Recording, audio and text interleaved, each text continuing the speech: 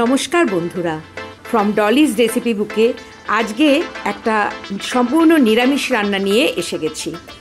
এই রান্নাটা চিংড়ি মাছ দিয়েও করা যায়, কিন্তু আমি নিরামিষভাবে এটা দেখাবো।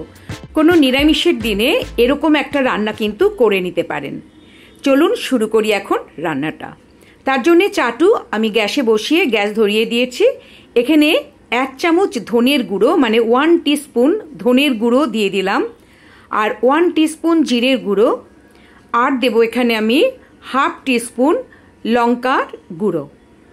এবার এই 3টে মশলা আমি চাটুতে একটু ভেজে মশলাটা সরিয়ে রেখে দেব। এই ভাজা মশলাটা আমি রান্নার শেষে ব্যবহার করব। এটা একটু ভালো করে ভেজে নিচ্ছি, তবে এইটা যখন হাফ ভাজা হবে আর চাটুটা বেশ ভালো গরম হয়ে যাবে, তখন কিন্তু গ্যাস অফ করে আবার কিছুটা সময় নাড়াচাড়া করে নিলেই ভাজা হয়ে যাবে। পুরোটা গ্যাস জ্বালিয়ে না করাই ভালো, তাতে মশলা পুড়ে যেতে পারে। তো এখন আমি গ্যাসের ফ্লেমটা অফ করে দিয়েছি, দিয়ে একটু নাড়াচাড়া করে নিচ্ছি, কারণ চাটু এখন অনেকটাই গরম হয়ে গেছে। এবার আমার মশলা ভাজা হয়ে গেছে, এটা আমি নামিয়ে নিলাম, নামিয়ে নিয়েছি একটা বাটিতে, আর এটা সরিয়ে রাখবো। পরে রান্নার শেষে এই মশলাটা ব্যবহার করব। আজকের এই নিরামিষ রান্নার জন্য আমি নিয়েছি চিচিঙ্গা ঝিরিঝিরি করে কেটে নিয়েছি, আর কুমড়ো সেটাও ছোট ছোট করে পিস করে নিয়েছি, আর ধনেপাতা, ভাজা মশলা আর নারকেল। এবার কড়াই গ্যাসে বসিয়ে দিয়ে গ্যাস জ্বালিয়ে দিলাম, আর এখানে আমি সর্ষের তেল ব্যবহার করব। তো 2 টেবিল স্পুন, এই চামচের 2 চামচ সর্ষের তেল কড়াইয়ে দিয়ে দিচ্ছি। এরপর তেলটা গরম হতে দেব। গরম হওয়ার জন্য কিছুটা সময় ছেড়ে দেব। তেল গরম হলে তারপর আমি ফোড়ন দেওয়া শুরু করব। মোটামুটি তেলটা গরম হয়ে এসেছে, কড়াইয়ে তেলটা একটু ছড়িয়ে দিলাম ভালো করে। এখন এখানে আমি প্রথমে কালো জিরে দেব। এখানে 1/2 টিস্পুন কালো জিরে দিয়ে দিলাম, আর এবার 3টে চেরা কাঁচা লঙ্কা আমি এই তেলে দিয়ে দিচ্ছি। আর এটা একটু ভাজা হওয়ার পর, মানে কালো জিরেটা একটু ভাজা হওয়ার পর এই 3টে কাঁচা লঙ্কা, চেরা কাঁচা লঙ্কা আমি দিয়ে দিলাম। এবার এই সব একটু ভাজা হলে আমি আমার বাকি যে ইনগ্রেডিয়েন্টগুলো, সবজিগুলো ছেড়ে দিচ্ছি। চিচিঙ্গা প্রথমে দিয়ে দিচ্ছি, এটা দেখুন ঝিরিঝিরি করে কিন্তু কাটা রয়েছে। আর এরপরে দেখুন এই যে মানে মিষ্টি কুমড়োগুলো কিন্তু এরকমভাবে পিস করেছি, তো এরপরে মিষ্টি কুমড়োগুলোও দিয়ে দিলাম। আর এখানে 3 টেবিল স্পুন মতো নারকেল কোরানো আছে। এই 3টে জিনিস দিয়ে এখন একটু ভালো করে নাড়াচাড়া করে নেব, ভালো করে মিশিয়ে নেব, তারপরে পরের ইনগ্রেডিয়েন্টগুলো দেব। আমার এই রান্না আপনাদের যদি ভালো লাগে তাহলে সাবস্ক্রাইব করার জন্য অনুরোধ রইল, আর সাবস্ক্রাইব করলে আমি আরও উৎসাহিত হব পরের রান্না আনতে।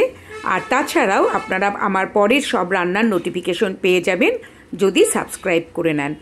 এবার এখানে 1/2 টিস্পুন হলুদ গুঁড়ো দিয়ে দিলাম, আর এখানে আমি 1 টিস্পুন মতো নুন ব্যবহার করলাম।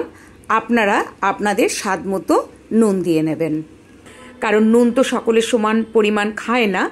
এবার একটু এগুলো মিশিয়ে নিচ্ছি সবজির মধ্যে। এবার এখানে দেব আমি ব্যবহার করব সুগার ফ্রি।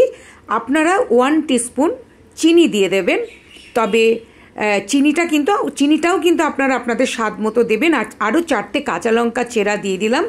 ঝালটাও আপনারা যে যেমন ঝাল খান তেমন দেবেন। অ্যাকচুয়ালি মিষ্টি, নুন আর ঝাল এটা কিন্তু সবাই সমান খায় না, তো সেই হিসাবে আমি বলবো এগুলো আপনারা আপনাদের পছন্দ মতো কিন্তু কমিয়ে বাড়িয়ে নিতে পারেন। এবার ভালো করে আবার এটা আমি মিশিয়ে নেড়ে এরপরে গ্যাসের ফ্লেমটা লো করে এটা আমি ঢেকে রান্না হতে দেব 10 মিনিট মতো। আপনাদের রান্নাটা ভালো লাগলে একটা লাইক করার জন্য অনুরোধ রইল। এটা ঢেকে আমি 10 মিনিট মতো সেদ্ধ হওয়ার সময় দিলাম। এবার 10 মিনিট বাদে ফিরে এসে দেখে নিচ্ছি যে রান্নাটা কেমন হয়েছে। একদম ভালো মতো সেদ্ধ হয়ে গেছে। এবার এখানে আমি ভাজা মশলা, ধনেপাতা, এই ইনগ্রেডিয়েন্টগুলো একে একে দিতে থাকবো। একটু নাড়াচাড়া করে মিশিয়ে নিচ্ছি, মানে অ্যাকচুয়ালি সবজিগুলো যেন ছাড়া ছাড়া না থাকে, একে অন্যের সাথে যাতে খুব সুন্দর করে মিশে মোলাম হয়ে যায়, তাহলে দেখতে ভালো লাগে আর খেতেও ভালো লাগে। ভাজা মশলাটা আমি দিয়ে দিলাম এর মধ্যে, আর ধনেপাতা 3-4টে গাছ আমি এরকম কুচিয়ে রেখেছিলাম, সেই ধনেপাতাগুলোও দিয়ে দিলাম। আবার এই ভাজা মশলা ধনেপাতা দিয়ে আমি 2 মিনিট মতো ভালো করে নাড়াচাড়া করব, মিশিয়ে নেব। আর সবজিটাও যাতে আরও ভালো করে মিশে যায়, মুলাম হয়ে যায়, সেই জন্যে আমি আরও 2 মিনিট মতো এটা রান্না করে নেব। আর নিরামিষের দিনে কিন্তু এই রান্নাটা সকলেরই খুব ভালো লাগবে। আসলে এই রান্নাটা খুবই সুস্বাদু হয়, খুব সুন্দর হয় খেতে। তো ওই জন্যে নিরামিষের দিনে এরকম একটা রান্না কিন্তু করে নিতে পারেন। মোটামুটি দেখুন খুব সুন্দরভাবে মিশে গেছে, একদম মাখা মাখা হয়ে গেছে। তো এইবার মোটামুটি আমার এটা নামানোর সময় হয়ে গেছে, আমি এখন এটা নামিয়ে ফেলবো। আপনারা চিচিঙ্গা কেমন করে রান্না করেন, এরকম কুমড়ো দিয়ে করেন কিনা সেটা আমাকে কমেন্টে জানাবেন। এবার হয়ে গেছে, আমি এটা নামিয়ে নিচ্ছি। আবার কোনো নতুন রান্না নিয়ে আমি খুব শিগগিরই আসব। আপনারা ততক্ষণ এটা একবার রান্না করে দেখবেন কেমন লাগে। আর পরের রান্না নিয়ে আবার আসবো আপনাদের কাছে, তখন আবার কথা হবে। আপনারা সবাই খুব ভালো থাকবেন। আজকের মতো নমস্কার।